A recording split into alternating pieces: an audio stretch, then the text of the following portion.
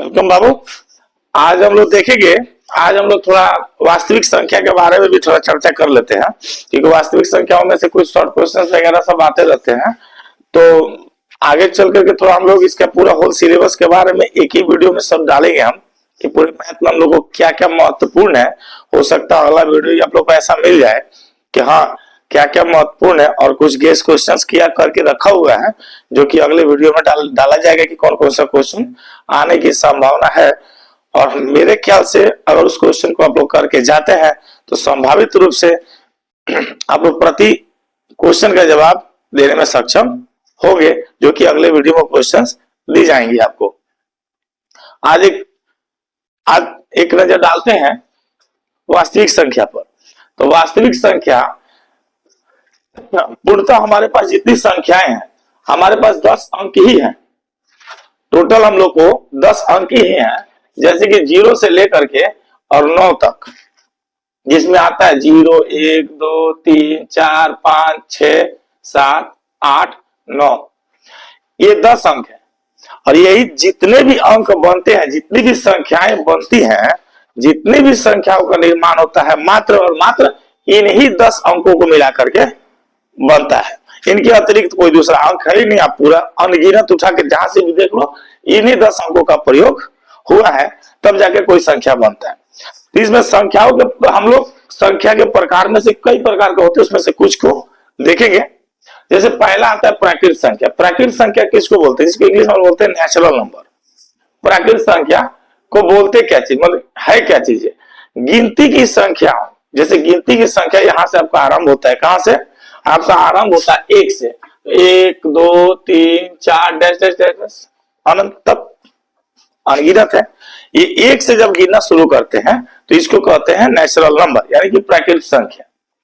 दूसरे पे आते हैं पूर्ण संख्या। अगर प्राकृत संख्या में 0 को मिला दिया जाए, प्राकृत संख्या में 0 को मिला दिया जाए, 0, 1, 2, 3, 4 डैश डैश डैश, तभी आपका हो जाता है पूर्ण संख्या। याद रखिएगा, प्राकृत संख्या 1 से आरंभ होता है, और पूर्ण संख्या जो आपका 0 से आरंभ होता है। उसके बाद आते हैं पूर्णांक पर। तो पूर्णांक क्या है?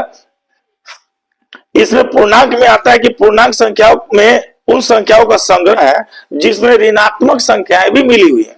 जैसे कि संख्या रेखा पर आप लोग देखे हैं कि संख्या रेखा पर क्या है? ये 0 के दाहिने तरफ हम लोग जाते हैं तो अंक में वृद्धि होती है। 1, 2, 3 अंक इसी प्रकार बढ़ता हुआ जाता है। लेकिन 0 से जब नीचे जाते हैं, हर जगह आप लोग देखते हैं माइनस संख्या का प्रयोग। 0 से नीचे आते तो -1, -2 और -3 है। तो यहां से उठाए हम लोग, जब 1 से लेंगे तो ये क्या होता है आपका?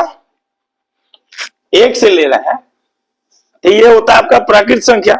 जब 0 से बात करते हैं तो ये होता है आपका पूर्ण संख्या।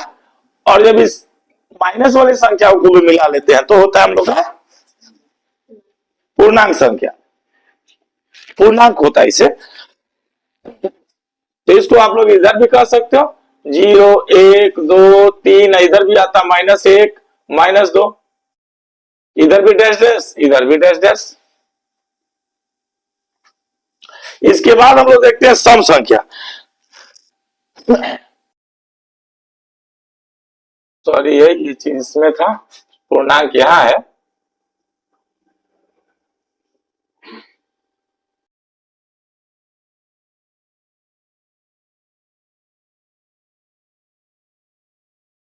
अब आता है हम लोग के पास ऋण या अभाज्य संख्या।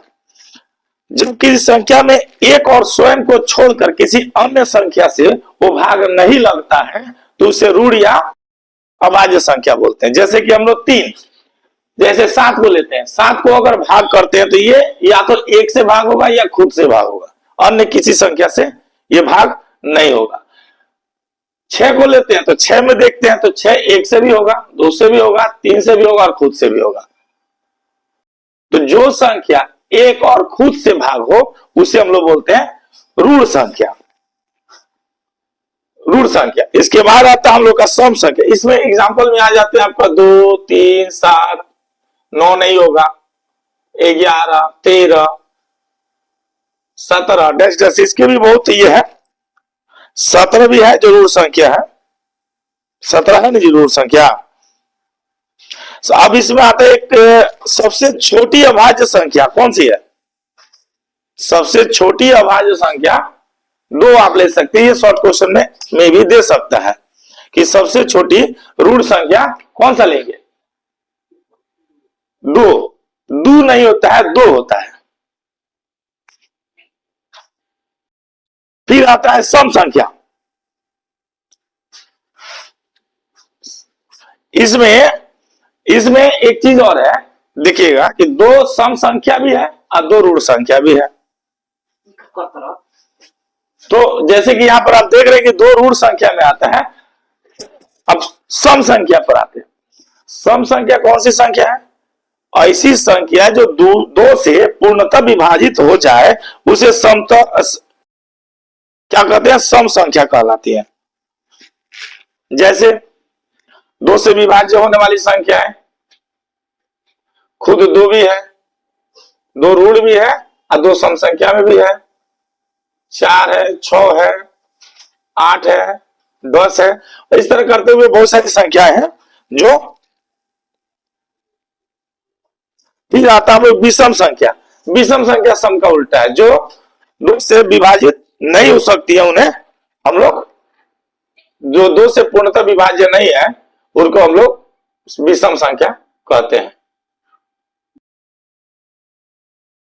भाज्य संख्या किसे कहते हैं?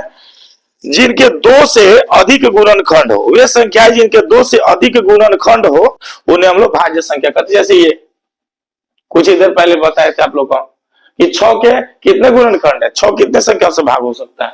2 से, 1 से, वो खुद से भी होगा, 1 से खुद। जितनी भी संख्या है सारी संख्या 1 से और खुद से तो होंगी ही, लेकिन उनके अतिरिक्त अगर किसी का गुणनखंड है तो उसके अतिरिक्त, जैसे कि मान के चलिए 2 आपका यहाँ 4 ले लीजिए, 8 ले लीजिए, 10 ले लीजिए, 15 भी हो सकता है, डैश डैश बहुत सारी है। अब आते हैं सभाज्य संख्या।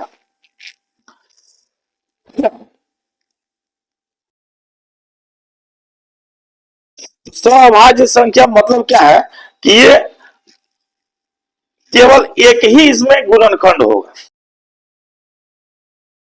नहीं,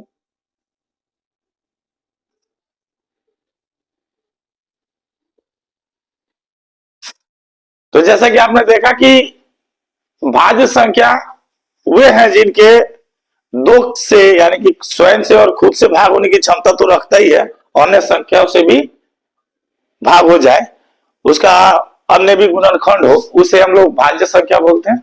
और जिनका केवल और केवल दो गुणनखंड हो, कौन?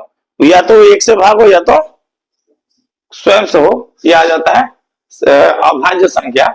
तो अभाज्य संख्या में जैसे हम लोग अभाज्य संख्या में एग्जांपल में हम लोग ले सकते हैं 2, 3, 5, 10, इसमें भी अन्य बहुत सारे हैं। सभाज्य संख्या, सभाज्य संख्या ऐसी दो संख्याओं का समूह होता है ये, जिनका केवल और केवल एक ही गुणनखंड कॉमन होता है, हाईएस्ट कॉमन फैक्टर एचसीएफ उसका एक होता है। जैसे कि हम लोग लिख सकते हैं 21 और 22 का जोड़ा। इसमें जब भी होंगे ये संख्या जोड़े में ही आएंगे, 9 और 25 होंगे, जिनका जो कॉमन फैक्टर होगा वो एक ही संख्या होगा। इसके बाद आते हैं परिमेय संख्या। परिमेय संख्या वे हैं जिनको P बटा Q के रूप में लिखा जा सकता है, जिनको P बटा Q के रूप में लिखा जा सकता है, और जहां Q नॉट इक्वल टू 0 होना चाहिए, Q नॉट इक्वल टू 0 होना चाहिए, तो वो है आपका परिमेय संख्या। 2/3 हो सकता है, 4/3 हो सकता है, ये आपका परिमेय संख्या। और परिमेय संख्या वैसी संख्या जिनको P बटा Q के रूप में नहीं लिखा जा सकता है, जैसे कि √5, √7, √11, इन सबको नहीं लिखा जा सकता है। वास्तविक संख्या, परिमेय और अपरिमेय संख्याओं के को वास्तविक संख्या कहते हैं, यानी कि परिमेय और अपरिमेय संख्या इन दोनों को मिलाने से बनता है हमारा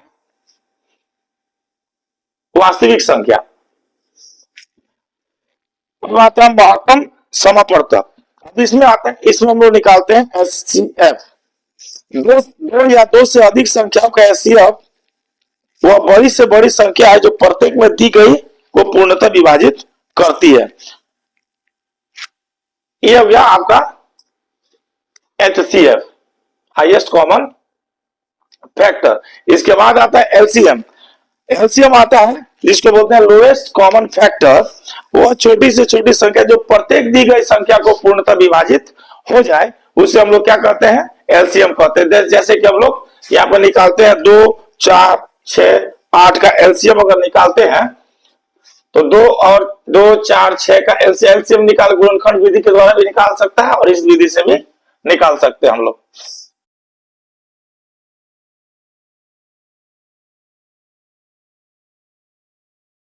अब आया था एलसीएम 2 गुना 2 गुना 3 गुना 2 बराबर 24। 3 का हम लोग एलसीएम ज्ञात करेंगे तो कितना आएगा, 24।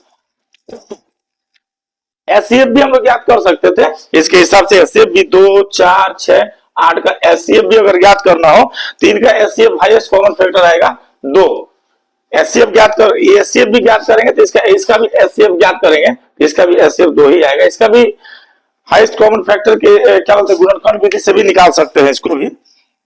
अब आता है हमको एलसीएम और एचसीएफ में संबंध। एलसीएम और एचसीएफ और एलसीएम में संबंध।